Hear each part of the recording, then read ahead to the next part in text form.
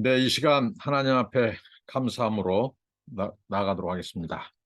하나님, 만입이 저에게 있어도 감사할 것밖에 없음을 고백합니다. 하나님의 은혜입니다. 날마다 순간마다 하나님 붙잡아 주시고 동행해 주셔서 삽니다. 오늘 또 은혜를 베푸시고 하나님의 말씀으로 동행하여 주시고 죄를 멀리하게 하시며 하나님과 동행하는 날이 되게 하옵소서. 하나님 말씀 앞에 섭니다. 마음문을 열고 주의 말씀을 받습니다. 하나님을 아는 바른 지식 주시옵시고 그 말씀을 바탕으로 하나님을 바르게 섬기고 순종하며 살게 하옵소서. 예수님 이름으로 기도하옵나이다. 아멘. 찬송입니다. 337장 내 모든 시험 무거운 짐을 찬송하도록 하겠습니다. 내 모든 시험 무거운 짐을 주 예수 앞에 아뢰이면 근심에 쌓인 날 돌아보사 내 근심 모두 맡으시네. 무거운 짐을 나 홀로 지고 견디다 못해 쓰러질 때 불쌍히 여겨 구원해 주리 은혜의 주님 오직 예수. 내 모든 괴로움 닥치는 환난 주 예수 앞에 아뢰이면 주께서 친히 날 구해 주사 넓으신 사랑 베푸시네. 무거운 짐을 나 홀로 지고 견디다 못해 쓰러질 때 불쌍히 여겨 구원해 주리 은혜의 주님 오직 예수. 내 짐이 점점 무거워질 때 주 예수 앞에 아뢰이면 주께서 친히 날 구해 주사 내 대신 짐을 져주시네. 무거운 짐을 나 홀로 지고 견디다 못해 쓰러질 때 불쌍히 여겨 구원해 주리 은혜의 주님 오직 예수. 마음의 시험 무서운 죄를 주 예수 앞에 아뢰이면 예수는 나의 능력이 되사 세상을 이길 힘 주시네. 무거운 짐을 나 홀로 지고 견디다 못해 쓰러질 때 불쌍히 여겨 구원해 주리 은혜의 주님 오직 예수. 하나님의 말씀입니다. 네, 욥기서 5장 1절부터 27절까지입니다. 너는 부르짖어 보라. 네게 응답할 자가 있겠느냐? 거룩한 자 중에 네가 누구에게로 향하겠느냐? 분노가 미련한 자를 죽이고 시기가 어리석은 자를 멸하느니라. 내가 미련한 자가 뿌리 내리는 것을 보고 그의 집을 당장에 저주하였노라. 그의 자식들은 고원에서 몰고 성문에서 억눌리나 고하는 자가 없으며 그가 추수한 것은 줄인 자가 먹되 덫에 걸린 것도 빼앗으며 올무가 그의 재산을 향하여 입을 벌리느니라. 재난은 티끌에서 일어나는 것이 아니며 고생은 흙에서 나는 것이 아니니라. 사람은 고생을 위하여 났으니 불꽃이 위로 날아가는 것 같으니라. 나라면 하나님을 찾겠고 내 일을 하나님께 의탁하리라. 하나님은 헤아릴 수 없이 큰 일을 행하시며 기이한 일을 셀 수 없이 행하시나니 비를 땅에 내리시고 물을 밭에 보내시며 낮은 자를 높이 드시고 애국한 자를 일으키사 구원에 이르게 하시느니라. 하나님은 교활한 자의 계교를 꺾으사 그들의 손이 성공하지 못하게 하시며 지혜로운 자가 자기의 계략에 빠지게 하시며 강교한 자의 계략을 무너뜨리심으로 그들은 낮에도 어둠을 만나고 대낮에도 더듬기를 밤과 같이 하느니라. 하나님은 가난한 자를 강한 자의 칼과 그 입에서 또한 그들의 손에서 구출하여 주시나니 그러므로 가난한 자가 희망이 있고 악행이 스스로 입을 다무느니라. 볼지어다 하나님께 징계받는 자에게는 복이 있나니 그런즉 너는 전능자의 징계를 없이 여기지 말지니라. 하나님은 아프게 하시다가 싸매시며 상하게 하시다가 그의 손으로 고치시나니 여러 가지 환란에서 너를 구원하시며 7가지 환란이라도 그 재앙이 네게 미치지 않게 하시며 기근 때의 죽음에서 전쟁 때의 칼의 위협에서 너를 구원하실 터인즉 네가 혀의 채찍을 피하여 숨을 수가 있고 멸망이 올 때에도 두려워하지 아니할 것이라. 너는 멸망과 기근을 비웃으며 들짐승을 두려워하지 말라. 들에 있는 돌이 너와 언약을 맺겠고 들짐승이 너와 화목하게 살 것이니 네가 네 장막의 평안함을 알고 네 우리를 살펴도 잃은 것이 없을 것이며 네 자손이 많아지며 네 후손이 땅의 풀과 같이 될 줄을 네가 알 것이다. 네가 장수하다가 무덤에 이르리니 마치 곡식단을 제때에 들어올림 같으니라. 볼지어다 우리가 연구한 바가 이와 같으니 너는 들어보라. 그러면 네가 알리라.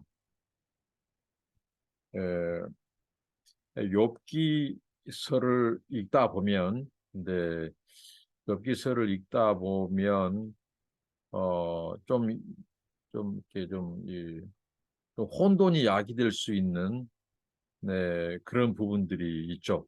어디까지가 하나님의 말씀인가? 이 욥의 친구들의 이 담화, 욥을 향한 그 충고와 뭐 욥을 향한 그 나름대로 권면, 그 여러 가지 그런 얘기들이 하나님의 말씀을 인용하고 하나님을 언급해서 말을 해요. 그렇기 때문에 더 헷갈릴 수 있다는 것이죠. 어디까지 하나님 말씀이고 도대체 이 말씀이 하나님의 말씀인가? 아니면 하나님의 말씀과 비슷한가? 이런 것 때문에 혼선이 올 수 있습니다.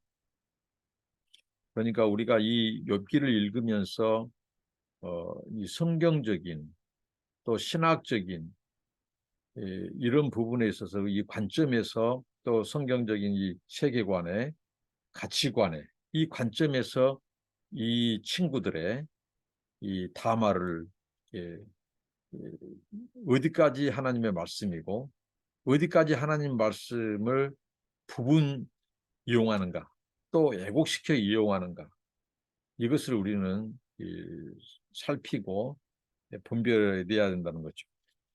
엘리바스가 어제 본문에 이어 지금 계속해서 첫 번째 담화자로 나타납니다. 등장합니다. 그래서 욥에게 굉장히 여러 말로 권면을 합니다.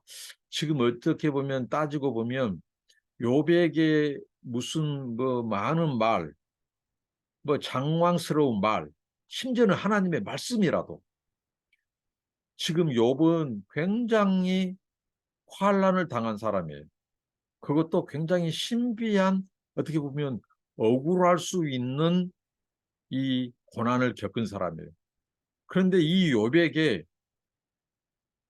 이 엘리바스라고 하는 친구가 자기가 아는 성경적인 지식을 다 동원해서 권면하고 그냥 이 권면도 유로와 따뜻한 권면이 아니라 충고하고 어떻게 보면 이 징계가 네가 지금 고난당한 것은 징계라고 전제하고 지금 이런 차원에서 그의 담화가 계속되고 있다고 하는 겁니다. 자, 이 앞선 본문 4장의 마지막 부분에서 엘리바스가 그랬죠. 우리 인간 어느 누구도 하나님 앞에서 정결할 수 없다. 하나님보다 더 의로운 자가 없다. 온전한 자가 없다. 그렇게 얘기를 했죠. 그러니까 네가 하나님께 부르짖으라는 거야. 하나님께 도움을 구해라는 거야. 그러면 네가 부르짖아 네게 응답할 자가 있겠느냐? 이게 네가 부르짖을지라도 응답할 자가 없다는 겁니다. 거룩한 중에 누구에게로 향하겠느냐? 여기서 이 거룩한 자는 천사를 말을 합니다. 영적인 존재 천사를 말을 해요. 그리고 너가 지금 말을 하는데 3장을 언급해 두고 있어요. 엘리바스가. 분노. 너는 지금 분노와 시기가 가득하다. 이것은 어리석은 자다. 분노가 미련한 자를 죽이고 시기가 어리석은 자를 멸하느니라 하고 지금 엘리바스가 충고를 해요. 어, 그러니까 네가 부르짖어도 너의 그 분노와 시기의 표출이기 때문에 천사도 듣지 않는다는 거죠. 어, 이, 이 엘리바스가 지금 잘못된 관점이 있어요. 그러니까 우리가 엘리바스가 천사를 얘기하고 하나님을 얘기하고 특히 하나님에 대한 연급을 전능자 이런 표현을 하는데 그것만 들을 때는 굉장히 이 사람이 신학적으로 성경적으로 많은 지식을 가지고 있고 그렇게 알 수 있어요. 그러나 이건 오늘 5장에서 막 이 거룩한 자에 대한 관점이 다르다는 거예요. 이 거룩한 자는 천사를 말하죠. 그러니까 네가 부르짖어 봐라. 네게 응답할 자가 있겠느냐. 그러면서 이 천사, 거룩한 존재인 천사도 듣지 않는다는 거예요. 왜? 너는 지금 분노와 시기 가운데 네가 지금 분을 표출한다. 그 천사가 듣지 않는다. 이렇게 말을 해요. 그러면 여기 성경의 관점에서 엘리바스가 무엇이 잘못됐을까요? 이 천사에 대한 이 성경적인 이해가 아니라는 거죠. 하나님께서 천사는 하나님의 택하신 백성, 자녀들, 그 의로운 자들을 하나님께서 보호하고 인도하기 위해서 하나님이 종으로 보내주신 거예요. 그러니까 이 엘리바스는 천사가 우리 인간보다 더 뛰어나고 위에 있는 존재이고 우리는 하등한 존재처럼 말을 해요. 근데 성경의 관점에서 보면 하나님은 그의 백성들을 구원을 위하여 이 천사를 보내서 돕게 해요. 그러니까 천사는 우리를 돕는 존재, 하나님이 보낸 종이에요, 종. 그렇기 때문에 이 천사는 뭐 우리의 기도를 듣고 안 듣고 부르짖음을 듣고 안 듣고 그 존재가 아니라 연약한 하나님의 백성들을 돕기 위해서 하나님의 보낸 종들이기 때문에 어떻게 보면 우리가 천사보다 더 존귀한 자라는 거예요. 하나님의 백성, 하나님의 자녀가. 그런데 네가 부르짖어도 천사도 너를 예면할 것이다. 듣지 않을 것이다.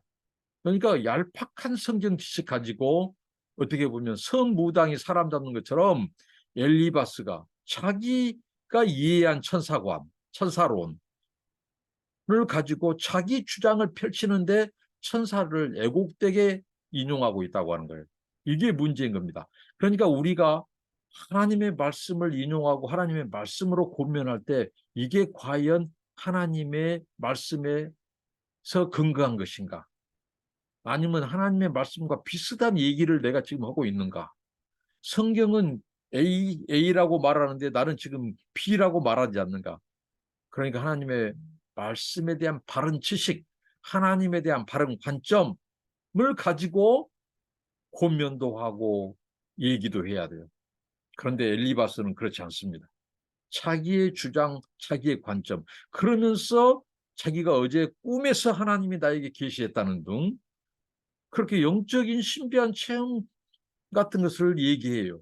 근데 그게 다 자기의 잘못된 주장, 강한 충고를 뒷받침하기 위해서 어떻게 보면 지어낸 얘기일 가능성이 큽니다. 그렇게 그러면서도 자기가 미련한 자를 보고 그의 집을 당장에 저주하여 놓으라고 말을 합니다. 그러니까 지금 이 엘리바스는 이 누구 미련한 자의 집을 헐고 자기가 무슨 충고해주고 저주하였다고 이런 말까지 합니다. 이것은 굉장히 어떻게 보면 교만한 자입니다. 자기는 예의로 두고 있어요.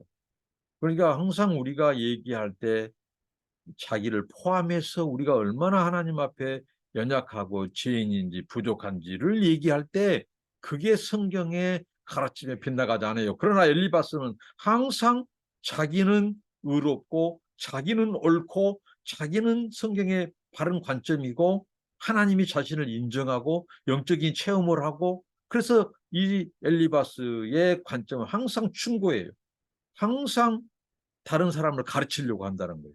하나님에 대해서 주입하려고 하는 거예요.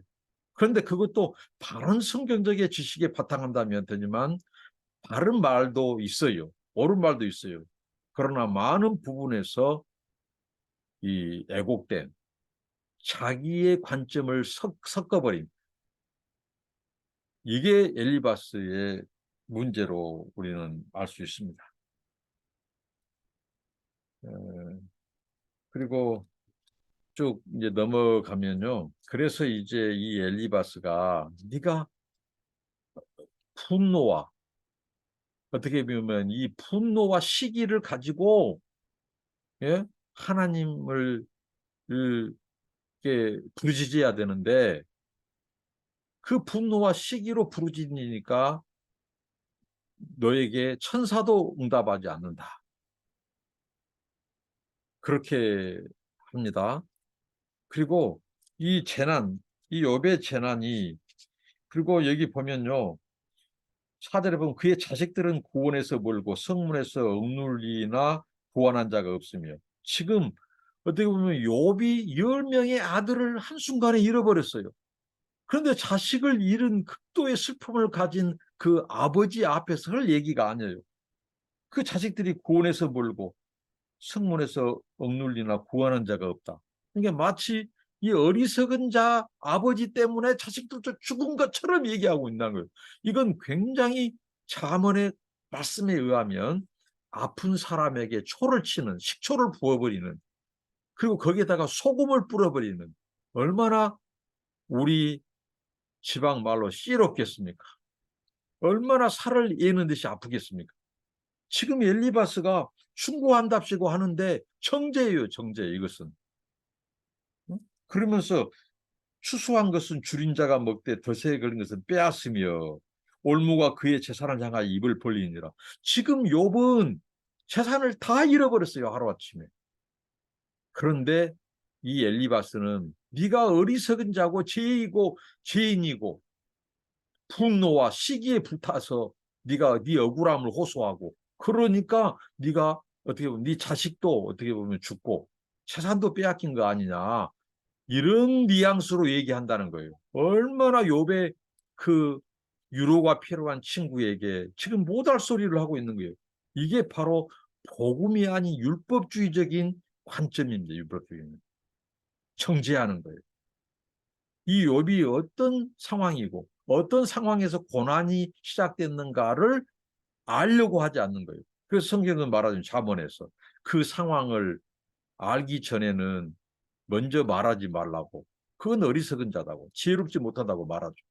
그러니까 이 욥은 지금 욥의 죄 때문에 고난받는 것이 아니라 하나님께서 욥을 자랑해요. 욥을 드러내고 싶어요. 근데 이 사단, 이 고발자, 기소자가 하나님 까닭 없이 그가 욥이 하나님을 이렇게 경외하겠습니까? 한번 그 재산 쳐보십시오.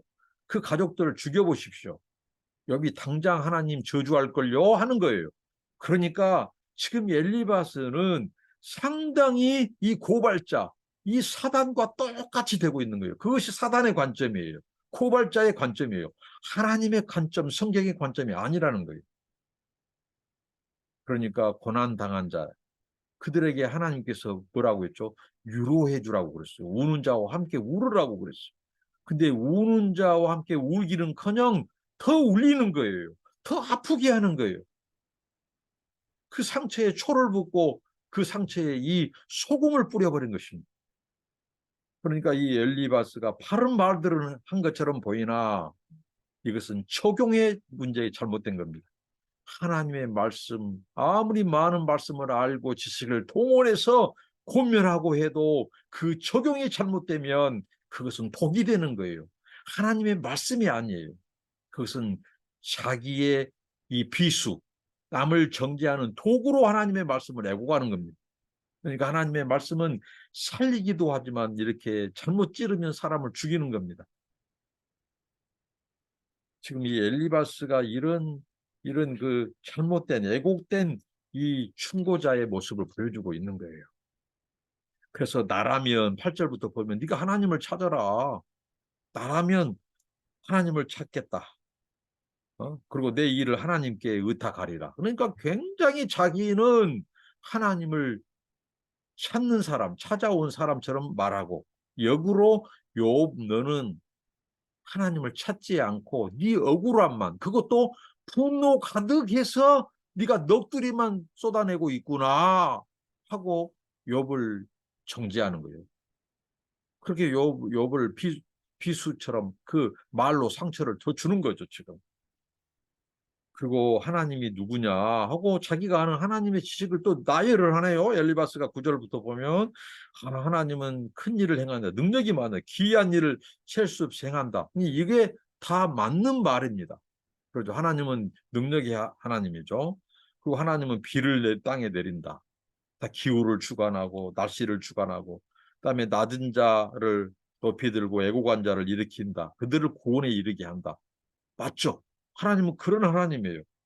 그 하나님은 교활한 자의 계교를 꺾은다. 그들의 손이 성공하지 못하게 한다. 자, 이런 말들 속에 마치 욥이 지금 징계를 받고 환난, 이 재난을 받은 것은 그의 죄 때문에 어떻게 보면 그의 이 교활함, 그의 계교 이런 것들을 하나님이 꺾은 것 아니냐 하면서 하나님의 말씀을 이용해서 은근히 욥을 디스내고 하는 거죠.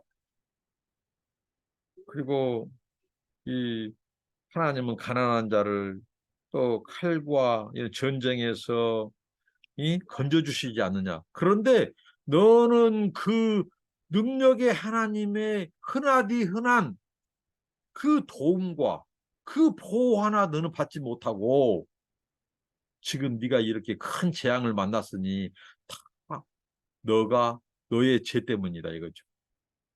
네가 의롭지 못하기 때문이다 이거죠. 남들 하나님의 이런 약속대로 구원을 체험하고 은혜를 체험한데 너는 그 흔한 도움 한번 받지 못하느냐. 이 하나님이 너를 저주한 것이다. 이렇게까지 욥을 몰아쳐요.